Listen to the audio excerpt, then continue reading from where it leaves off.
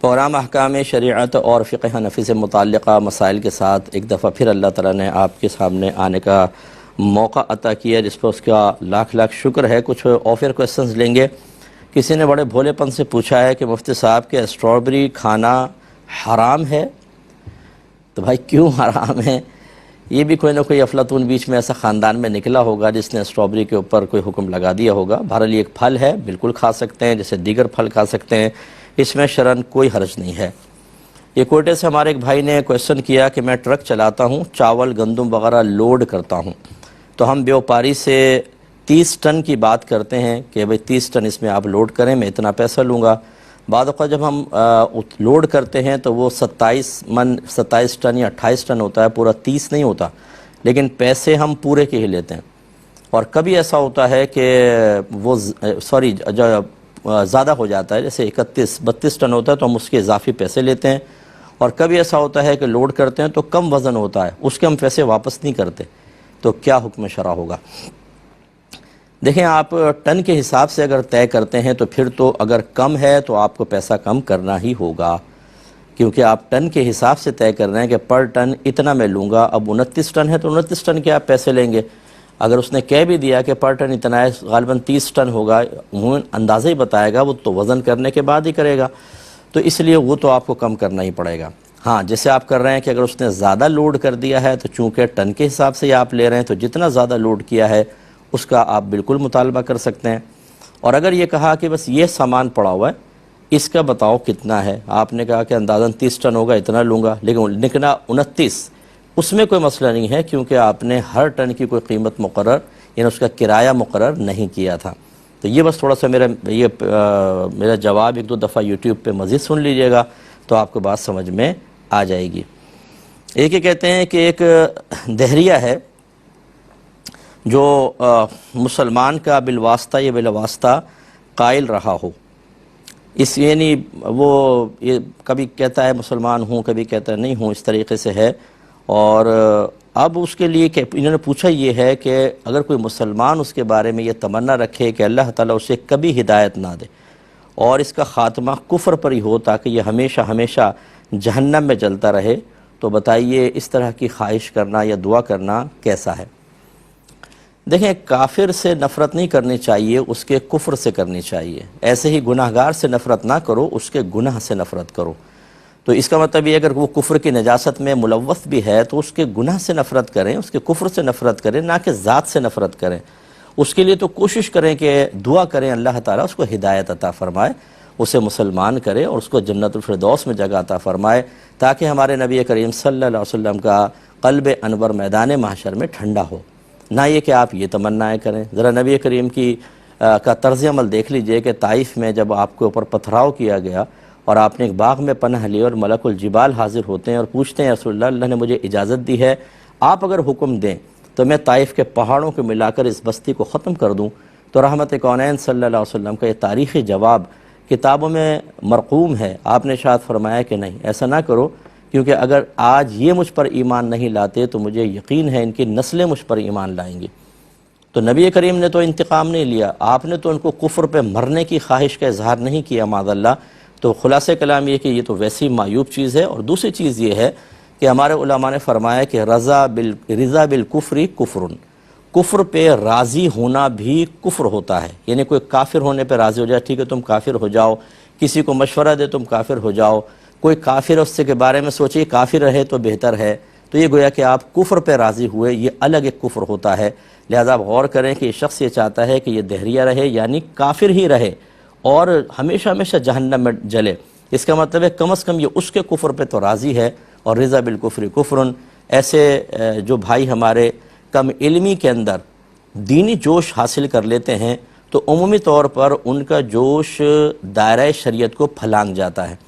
اور ان کا عجب و خود پسندی اور تکبر اتنا زیادہ ہوتا ہے کہ اگر ان کو سمجھایا جائے کہ آپ یہ غلط کر رہے ہیں تو وہ یہ ماننے کے لیے تیار نہیں ہوتے۔ آپ چاہے قرآن سنائیں، حدیث سنائیں، ان کے جاہل ذہن کے اندر جو چیز فٹ ہو گئی وہ اسی کو عین ایمان قرار دے کر اور اس کو اپنا دینی جذبہ قرار دے کر اور اس جوش پر آخرت کے بڑے بڑے انعام کا تصوراتی اعتبار سے ایک تخیل خود ہی قائم کرنے کے بعد سمجھتے ہیں کہ سب بے وقوف ہیں، میں ہوں عقل مند، اور میں جنت میں اعلیٰ درجے پاؤں گا۔ ایسے میرا بھائی جو اس طرح کے کو سن رہے ہیں، یاد رکھیں اگر آپ کسی کے بھی کفر پہ راضی رہیں گے آپ خود دائرہ اسلام سے خارج ہو جائیں گے، اور آپ کو تجدید ایمان اور تجدید نکاح کرنا ہوگا۔ اور ہمارا مشورہ ہے کہ کسی کافر کے بارے میں بھی تمنا ہرگز نہ رکھیں کہ اللہ اس کو کافر ہی رکھے، بلکہ دعا کریں اللہ اس کو ہدایت دے کر مسلمان کر دے۔ لے لیتے ہیں، دیکھیں ہمارے نبی کریم صلی اللہ علیہ وسلم جب تشریف لائے تو آپ نے جن رسومات کو اسلام کے بالکل خلاف پایا اور ان میں اصلاح کی کوئی گنجائش نہیں تھی، ان کو تو آپ نے ختم فرما دیا، اور جو رسومات لوگوں کے درمیان رائج تھیں اور ان میں اصلاح ہو سکتی تھی، تو رحمت کونین کا طریقہ یہ نہیں رہا کہ آپ نے ساری رسومات کو ختم کر کے کہا ہو اب یہ ہم نئی رسومات کا آپ کو تعارف پیش کر رہے ہیں، اس کو آپ اختیار کریں۔ بلکہ بخاری کی روایت موجود ہے کہ انصار میں کسی کے ہاں شادی ہوئی تو نبی کریم صلی اللہ علیہ وسلم نے ارشاد فرمایا کہ ان کے ساتھ آلات لہو ان کے ساتھ کر دو، کیونکہ یہ شادی میں اس کو استعمال کرتے ہیں، یعنی دف کو بجاتے تھے وہ، تو سرکار نے اجازت مرحمت فرمائی۔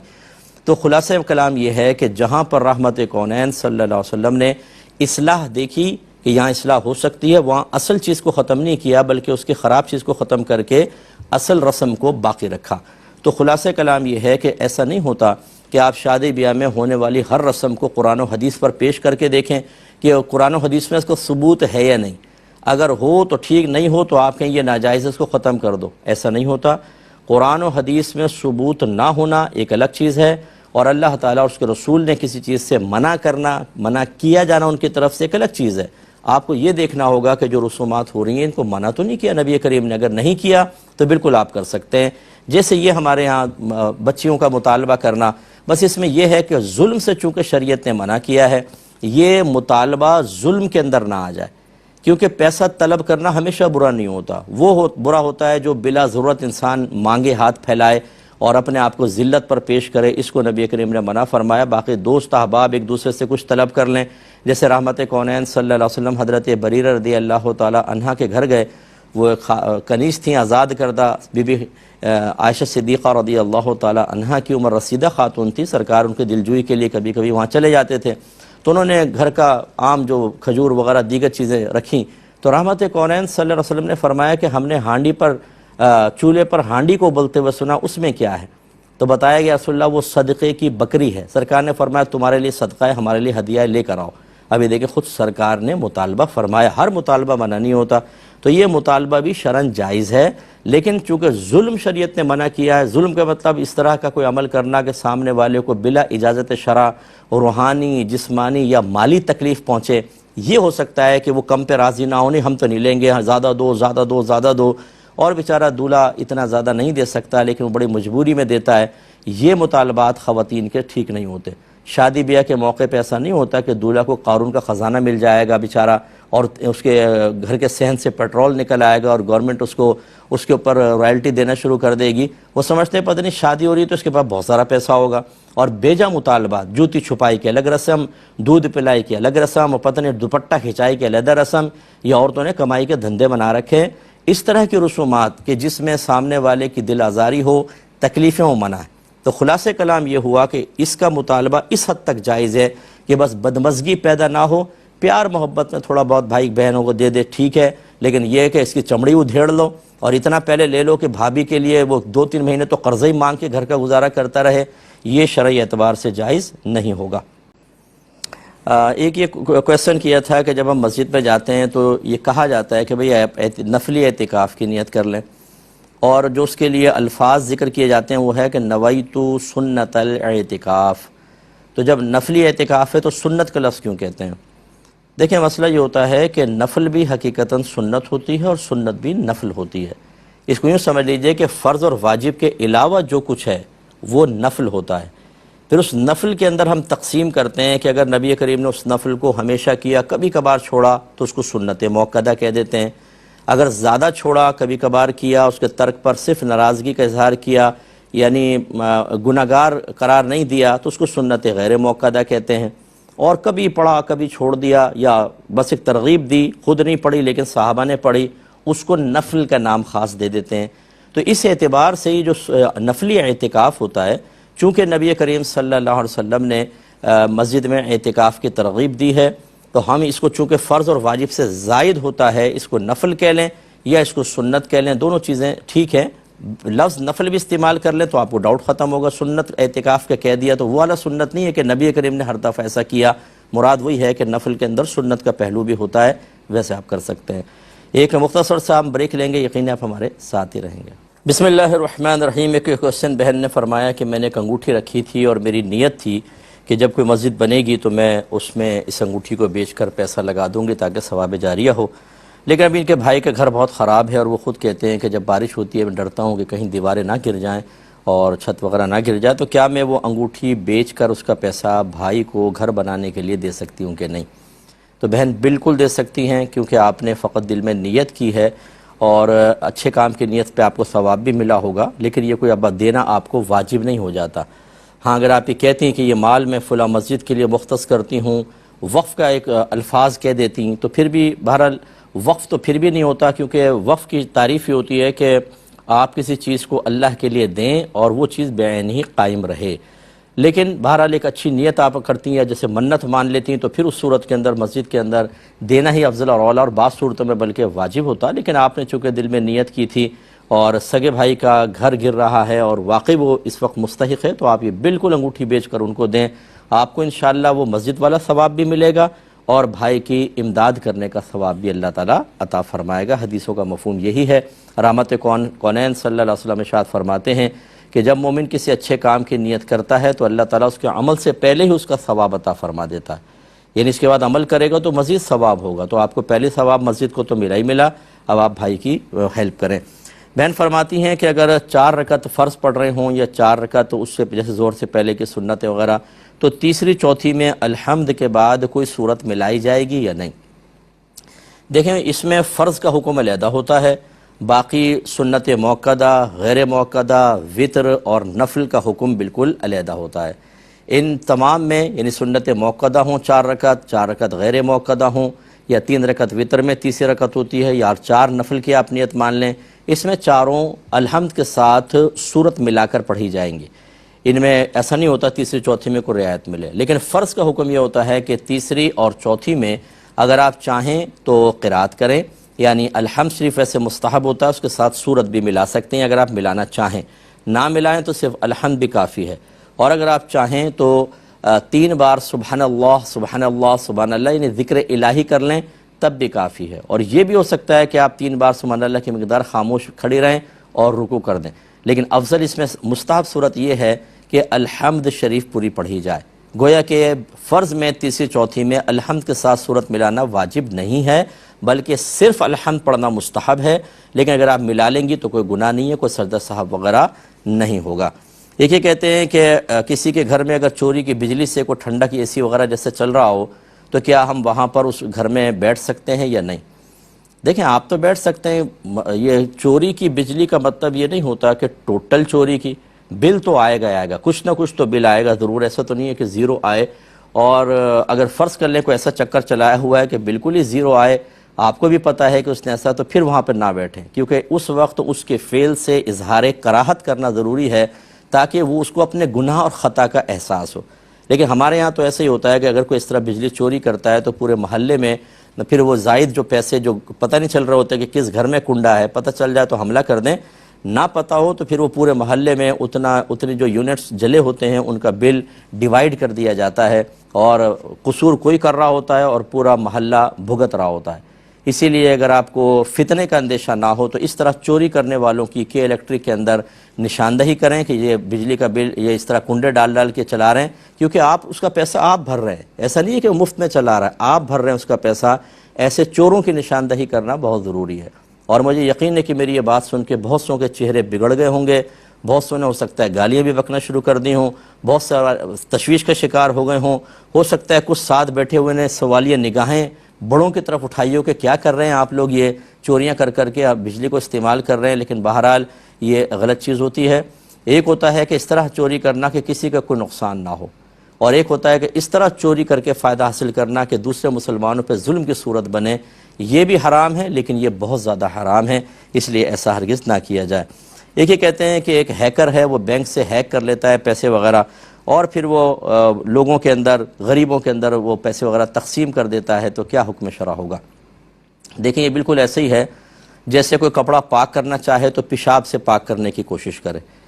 تو اس کا مطلب ہے کہ جتنا کوشش کرے گا اتنا ہی وہ زیادہ آلودہ ہوگا۔ یہ کس نے کہہ دیا کہ آپ بینک کے اندر ہیک کر کے اس میں فرض کر لیں کہ غیر مسلم کا پیسہ بھی ہو تب بھی یہ چوری چکاری کہاں سے جائز ہوگی؟ اور پھر مسلمان کا پیسہ ہو تو مکس پڑا ہوتا ہے، آپ اس میں ہیک کر کے لے لیں اور اس طریقے سے پھر یہ سوچیں میں غریبوں کی مدد کر رہا ہوں، شرعاً بالکل جائز نہیں ہے۔ یہ وہ لوگ ہوتے ہیں کہ جو اپنے ذاتی محنت سے اور فزیکلی جو کوئی ایکٹیویٹیز ہیں ان سے یا جائز اور حلال طریقے سے کوئی پیسہ کما کے لوگوں کی کبھی مدد نہیں کریں گے۔ ان کا دریا سخاوت اسی میں جوش میں آئے گا کہ جب کسی کا پیسہ لے کے کسی کو دے دو اور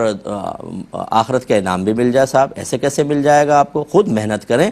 وہ آپ اگر فرض کر لیں ہیک کر کے 10 لاکھ روپے مہینہ دے رہے ہیں، لیکن آپ ذاتی محنت کر کے صرف 100 روپے کسی غریب کو دیں، آپ کے 100 روپے اس 10 لاکھ کے اوپر بھاری ہے، کیونکہ یہ جائز بھی ہے، حلال ہے، طیب ہے، اس میں آپ کے درجات کی بلندی کا سامان ہے، گناہوں کا کفارہ ہوگا، نیکیوں میں اضافہ ہوگا، اللہ کا قرب حاصل ہوگا، روحانی ترقی ہوگی، اس میں سیاہی اور پکڑے گئے تو ذلت اور بے عزتی علیحدہ ہے، تو یہ بالکل شرعاً جائز نہیں ہے۔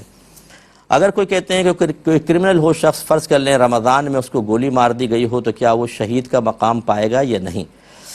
دیکھیں ہمارے جو مذہب اسلام کی تعلیمات ہیں وہ یہ ہیں کہ انسان کا ایک فعل، ایک عمل کچھ بھی ہے، اگر کوئی شخص ناگہانی آفت سے مارا جاتا ہے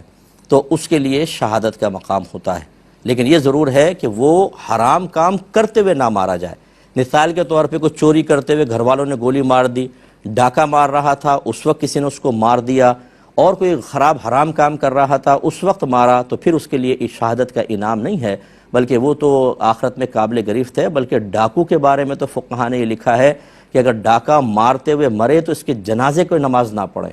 اس کو ایسی کیسی قبر کے اندر ڈال دیں کپڑے میں لپیٹ کر، تاکہ لوگوں کو عبرت ہو کہ اس کو آخر میں جنازہ تک نصیب نہیں ہوا، غسل تک نصیب نہیں ہوا۔ ایسے جو اعلانیہ طور پر اس طرح کے لوگوں کے گن پوائنٹ پہ موبائل چھین رہے ہیں اور ڈاکے مار رہے ہیں گھروں میں، ان کے لیے بڑا برا انجام ہے۔ تو اگر فرض کر لیں کوئی کرمنل تھا، اس نے ایسی ایکٹیویٹیز میں تھا، پھر تو کوئی شہادت نہیں، اور ایسا نہیں تھا تو پھر یقیناً ناگہانی آفت میں جو فوت ہوتا ہے اس کے لیے شہادت کا مقام ہو سکتا ہے۔ اور رمضان میں اگر کسی کا انتقال ہو، اور وہی جیسے میں نے عرض کیا کہ کوئی حرام کاموں کے اندر نہ ہو، تو اس کے لیے فضیلت بھی شریعت نے بیان کی ہے۔ یہ سسٹر کہتی ہیں کہ میرا بیٹا پانی کا کام کرتا ہے اور کسی کے ساتھ مل کے دکان میں، یعنی وہ ٹینک ڈلواتے ہیں، اس کو فلٹر کرتے ہیں، اس پانی کو بوتلوں میں بھر کے بیچتے ہیں، تو کسی نے کہا کہ یہ اس طرح پانی بیچنا حرام ہے، کیا حکم شرع ہوگا؟ دیکھیں جس نے اس طرح کہا وہ خود گناہ گار ہوا، اور اس نے ایک بہت بڑا حرام اور گناہ کبیرہ کیا، کیونکہ بغیر علم کے فتویٰ دینا یہ حرام اور گناہ کبیرہ ہوتا ہے، کیونکہ نبی کریم صلی اللہ علیہ وسلم نے فرمایا کہ جو بغیر علم کے فتویٰ دے اس پہ زمین و آسمان کے فرشتے لعنت کرتے ہیں۔ فتوے کا مطلب کیا ہوتا ہے؟ کوئی آپ شریعت کی بات بیان کریں، شرعی حکم بیان کریں۔ جب آپ شرعی حکم بیان کرتے ہیں تو اس کا مطلب یہ ہوتا ہے کہ آپ یہ کہہ رہے ہیں کہ اللہ اس کے رسول نے یہ فرمایا۔ یہ کوئی آسان کام نہیں ہوتا، تو آپ بغیر علم کے فتویٰ دیں، اور وہ بھی غلط فتویٰ، صحیح بھی لگ جائے تب بھی سرکار نے بغیر علم کے فتویٰ دینے کو ہی منع کیا۔ یہ نہیں فرمایا کہ بغیر علم کے فتویٰ دیا اور غلط ہو گیا تو یہ بغیر علم کے فتویٰ دے نہیں سکتا آدمی، کیونکہ وہ غلطی بھی کرتا ہے، اور یہ تو بالکل غلط دیا، تو ایسے شخص پر زمین و آسمان کے فرشتے لعنت کریں گے۔ ہاں یہ ہو سکتا ہے، دیکھیں اب اگر پروسیس یہ ہے تو پھر یہ بالکل غلط کہا، آپ کے بیٹے کا کام جائز ہے کہ انہوں نے واٹر ٹینکر جو ہیں باقاعدہ خریدتے ہیں، اپنے ٹینک میں ڈلواتے ہیں، یا لائن میں جو پانی آتا ہے وہ بھرتے ہیں اور اس کو فلٹر کر کے بیچتے ہیں، تو بالکل ٹھیک ہے، وہ پانی بھی کر سکتے ہیں اور یہ بھی۔ دوسرا یہ کہ اس کا لائسنس ہوتا ہے، اگر انہوں نے لائسنس لیا ہوا ہے تو پھر بالکل یہ سب پھر لیگل ہوگا، پیسہ خریدا اور پانی خریدا ہوا ہے اور لائسنس بھی ہے، لیگل وے میں کام کر رہے ہیں، بالکل طیب اور حلال۔ ہو سکتا ہے کسی نے جو اس کو غلط کہا وہ اس صورت میں کہا ہو کہ آپ جو ہے وہ پانی چوری کرتے ہیں، زیادہ اضافی موٹرز لگائی ہوئی ہیں، ناجائز کنیکشن لیے ہوتے ہیں کہ لائن کے اندر ایک آدمی ایک کنیکشن لے سکتا ہے، لیکن اس طرح کے لوگ 5-6 کنیکشن لے کر ٹینک بھر لیا، تو گویا کہ تو چوری کا پانی ہوا۔ یا پھر اور اللیگل کہ اس میں لائسنس وغیرہ بھی نہیں ہے، ایسے تھوڑے بہت کیمیکل ڈال کر اس کو تھوڑا سا رنگ صاف سا کر کے بیچ دیا، کیونکہ ہم لوگ تو یہ عرصہ دراز سے پانی پی رہے ہیں، اس طرح کے پانی صاف پانی پینے کی کوشش کرتے ہیں۔ کبھی کبھار کوئی نقلی قسم کی بوتلیں آتی ہیں، پئیں تو توبہ، ایسا پانی جیسے موٹا سا پانی ہو اور عجیب طبیعت خراب کر دیتا ہے۔ اس کا مطلب یہ ایسے لوگ ہوتے ہیں۔ تو اس کا مطلب یہ ہوا کہ اگر انہوں چوری کا پانی ہے، اللیگل وے میں بیچ رہے ہیں اور کیمیکل وغیرہ مضر صحت ڈال کر رہے ہیں، تو پھر یقیناً یہ گناہ ہوگا۔ تو اس لیے مطلقاً حرام کہنا تو ٹھیک نہیں ہوگا، ہو سکتا ہے کسی نے کہا ہو تو اس وے میں، لیکن اگر نہیں کہا تو پھر وہ تمام تفصیلیں جو میں نے پہلے گزارش کی، عمومی طور پر جو لوگ ہوتے ہیں وہ یہ جانتے نہیں ہیں کہ کیا اس میں شرعی احکامات ہیں، کیا کیا صورتوں میں کس طرح احکام بدلتے ہیں، لیکن وہ شرعی حکم بیان کرنے میں دلیر ہوتے ہیں۔ ایسے لوگوں کو تھوڑا سا خیال کرنا چاہیے۔ ایک یہ کہتے ہیں کہ بعض اوقات ایسا ہوتا ہے کہ خاتون کا جو رحم ہے وہ بچے کو پال نہیں سکتا ہے، مسائل پیدا ہوتے ہیں یا حمل نہیں ٹھہر رہا ہوتا، تو اس میں انہوں نے کہا کہ کیا میڈیکل وے سے new baby gender by choice لے سکتے ہیں کہ نہیں؟ اچھا، یہ بھی ایسے بھی ہوتا ہے کہ ایک کے 4 بیٹیاں ہیں، جو انہوں نے کویشچن کیا تھا وہ تو یہ تھا کہ 4 بیٹیاں ہیں، کسی کی 3-4 بیٹیاں، وہ چاہتے ہیں کہ بیٹا ہو جائے، تو یہ آفر کی جاتی ہے کہ آپ میڈیکل وے سے نیو جینڈر نیو جو بیبی جو ہے اس کا جینڈر بائی چوائس لے سکتے ہیں، یعنی لڑکا چاہیے تو لڑکا ہی ہوگا۔ اس کا طریقہ کیا ہوتا ہے کہ مثلا یہ کہتے ہیں کہ کسی کی پہلے سے 3 بیٹیاں ہوں تو کیا میڈیکل ٹریٹمنٹ کے طریقے سے بیبی بوائے سلیکٹ کر سکتے ہیں؟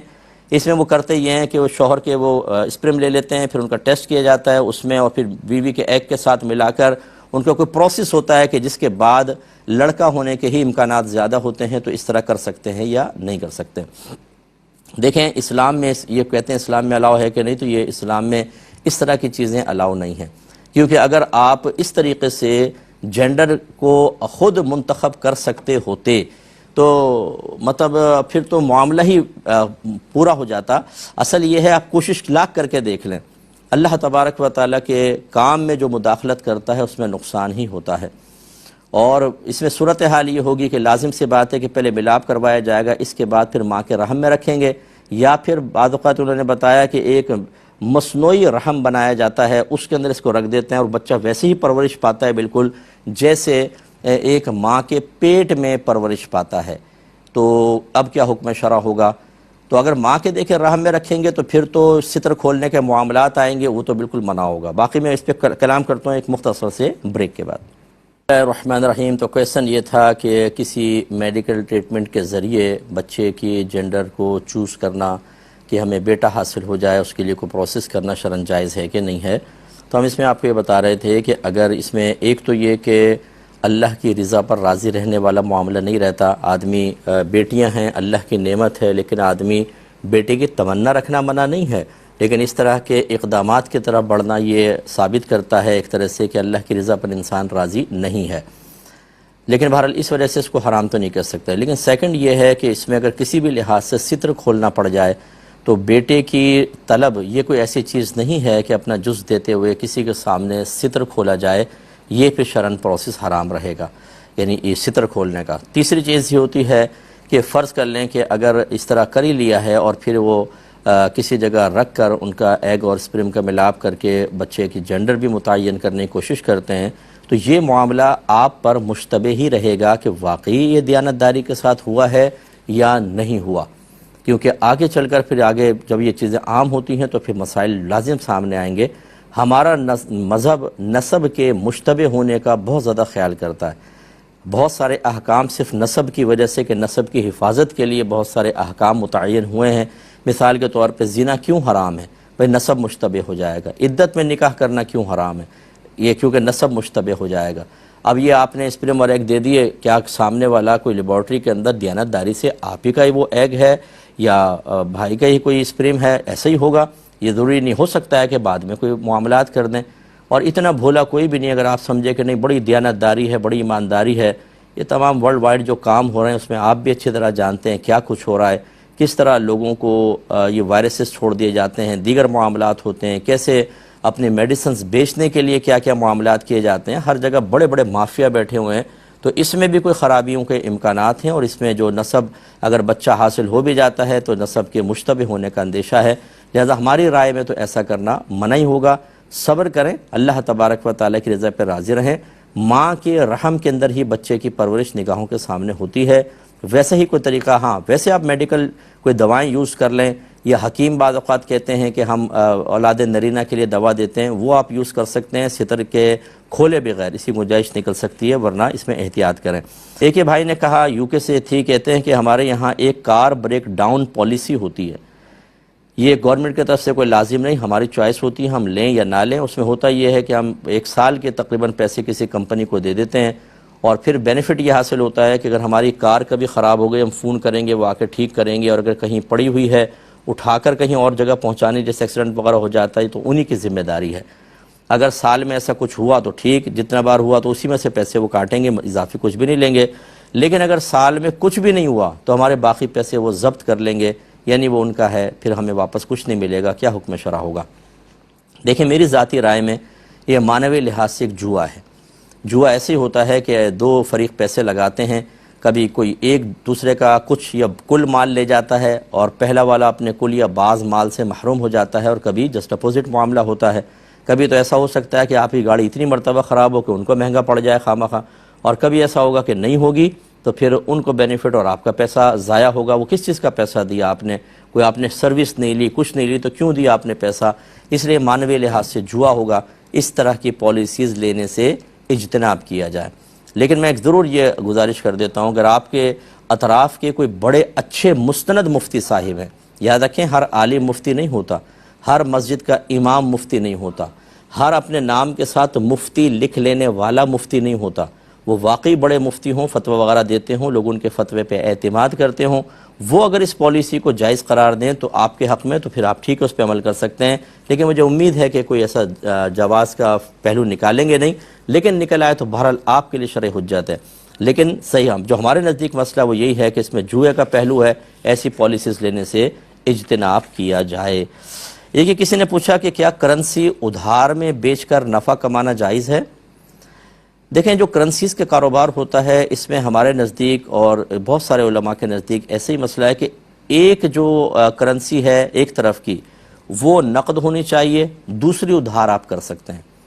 ٹھیک ہے نا؟ جیسے میں پیسے آپ کو پاکستانی روپیز میں دے دوں اور آپ ایک ہفتے بعد مجھے ڈالر دے دیں، یہ پرچیزنگ ٹھیک ہے، یا میں آپ کو ڈالر دے دوں آپ ایک ہفتے بعد مجھے پاکستانی روپیز دے دیں، اس کی گنجائش نکلے گی کہ جب سودا طے ہو رہا ہو تو اسی مجلس اور محفل میں کم از کم ایک جانب کی کرنسی پہ قبضہ کرنا لازم ہے۔ ہاں اگر دونوں جانب سے ادھار ہوں، جیسے میں کہوں یا کچھ ڈالر ہیں تو میں دے دوں گا بعد میں، تو آپ نے کہا ٹھیک ہے پھر میں بھی پیسے دے دوں گا، سودا ہو گیا، ہم دونوں چلے گئے، نہ میں نے اس کو ڈالر دیے نہ اس نے مجھے پیسہ دیا، یہ سودا یہ جائز نہیں ہوگا۔ اس طرح ادھار بیچنا شرعاً جائز نہیں، اس میں معنوی لحاظ سے سود کا پہلو ہے، ایک نقد ہو دوسرا ادھار تو اس کی گنجائش نکلے گی۔ ایک بہن نے پوچھا کہ کیا کوئی بیوی اپنے شوہر کی میت کو بوسہ دے سکتی ہے، جیسے پیشانی وغیرہ پہ بوسہ دے لینا یا چھو لینا، یہ بلا حائل چھو سکتی ہے کہ نہیں؟ دیکھیں اچھی طرح یاد رکھیں کہ جب انتقال ہوتا ہے تو شوہر کے حق میں تو فوراً نکاح ختم ہو جاتا ہے، یعنی جیسے بیوی فوت ہو تو شوہر کے حق میں نکاح ختم ہے۔ اسی وجہ سے اگر اس کی پہلے 4 بیویاں تھیں، ایک فوت ہوئی تو یہ اسی وقت ہی چوتھا نکاح کر سکتا ہے۔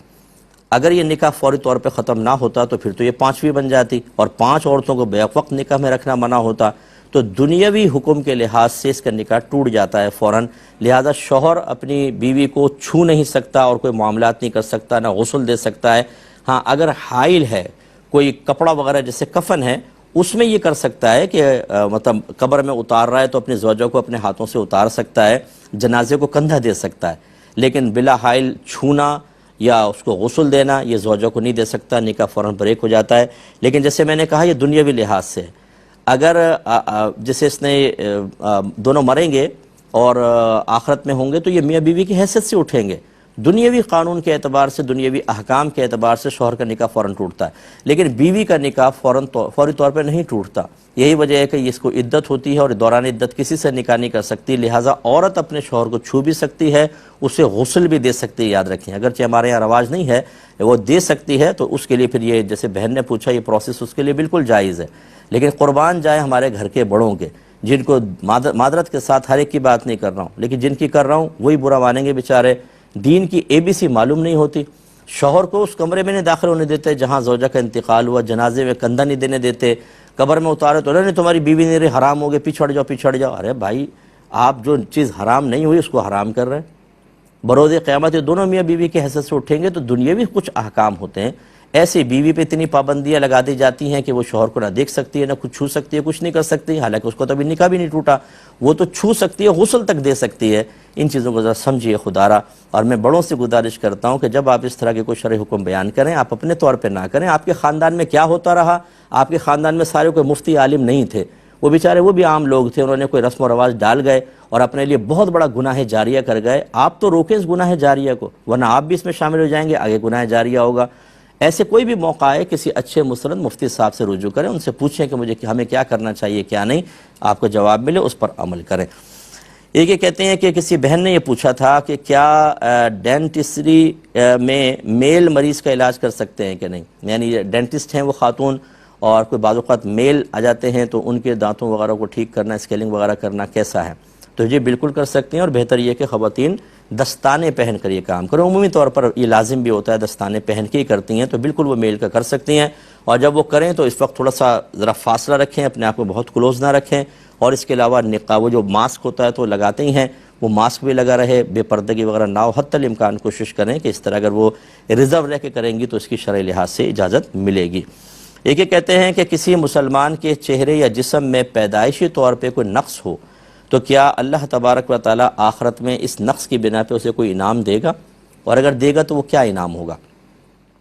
دیکھیں، جب اللہ تعالیٰ کسی کو کوئی کمی دیتا ہے تو اس کو اس کا بدلہ آخرت میں دے گا، قرآن و حدیث کی تعلیمات کا نچوڑ یہی ہے، لیکن کیا دے گا اس کی وضاحت نہیں ہے۔ وہ اللہ تعالیٰ کچھ بھی دے سکتا ہے، اسے گناہوں کا کفارہ کر سکتا ہے، نیکیوں میں اضافہ، جنت کے اندر اس کو وسعت دے سکتا ہے، اور حوریں عطا فرما دے، محلات عطا فرما دے، خاتون ہیں تو اللہ تعالیٰ اور اس کو انعامات عطا فرمائے، اس کی تفصیل تو نہیں ہے۔ یہ تو ایک مستقل یہ ہے کہ اللہ نے کمی دی اور ایسا ہوا، اور اگر فرض کر لیں اس کمی کی بنا پر بار بار اس کی دل آزاری ہوتی ہے اور وہ اس پہ صبر کرتا ہے، اس کا الگ انعام ہوگا۔ جیسے لوگوں کی عادت ہوتی ہے کہ کسی میں بیچارے میں اگر کوئی نقص دیکھیں گے اس کی ضرور اس کے بارے میں یہ کیا ہوا تھا، کیوں ہوا ہے، اور یہ کیا ہو گیا، وہ اتنا پوچھتے ہیں کہ سامنے والا بیچارہ پریشان ہو جاتا ہے، بعض اوقات تو پھر منہ چھپاتا پھرتا ہے۔ اس طرح مطلب یہ کہ کوشش کریں کہ دل آزاری کا اندیشہ ہو تو نہ ہی پوچھیں، اور پوچھنے کا فائدہ ہے کہ کیوں پوچھتے ہیں آپ خواہ خواتین خواہ پوچھ کر اچھا نتیجہ کچھ بھی نہیں، پوچھ لیں گے پوری تفصیل، اچھا اللہ تعالیٰ کرم فرمائے نکل لیں، بھئی کیوں پوچھا تھا آپ نے، کیا ضرورت تھی، جتنی دیر بیچارے نے اس نے بتایا اس کی دل آزاری، تو بہرحال جتنی دل آزاریاں ہوتے رہیں گے اس پہ صبر کریں گے، اس کا الگ انعام بھی ہوگا۔ ایک بھائی کہتے ہیں کہ میرے والد صاحب کسان ہیں، وہ زمین کا عشر ادا نہیں کرتے، جب میں کہتا ہوں تو ناراض ہونے لگ جاتے ہیں۔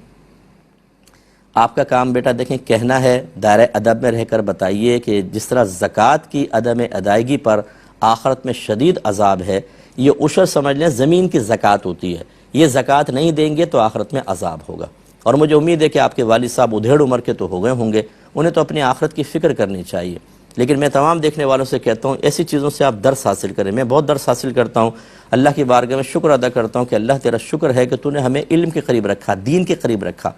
ان کے والد صاحب بیچارے، ان کو دینی شعور حاصل نہیں ہوگا، آخرت برباد ہو جائے، زمین کی پیداوار میں سے کچھ ٹکڑا اللہ کے راستے میں نہ دیں، کیوں دیں ہم اللہ کے راستے میں؟ اب عذاب قبر ہو، بری موت آئے، اللہ نہ کرے زکوٰۃ کے انکار سے ایمان پہ کوئی فرق پڑ جائے، میدان محشر میں ذلت و رسوائی، شدید عذاب، پھر جہنم کا عذاب، کوئی پرواہ نہیں ہے۔ اس کا مطلب یہ ہے کہ جہالت انسان کو کہاں تک پہنچا دیتی ہے، آپ اندازہ کریں۔ میں آپ سب سے گزارش کرتا ہوں آپ اگر اچھے ہیں اپنے بچوں کی فکر کریں، ہو سکتا ہے آپ علم دین نہ سکھائیں، یہ سمجھے کہ ہمارے بچے ٹھیک ہوں گے، ان میں سے کوئی ایسا بابا نکل آئے تو پھر گیا آپ کا بچہ، اس کی آخرت برباد ہوگی، قصوروار آپ بھی ہوں گے۔ تو خلاصہ کلام یہ ہے کہ پیار سے سمجھائیں، لڑائی جھگڑا نہ کریں۔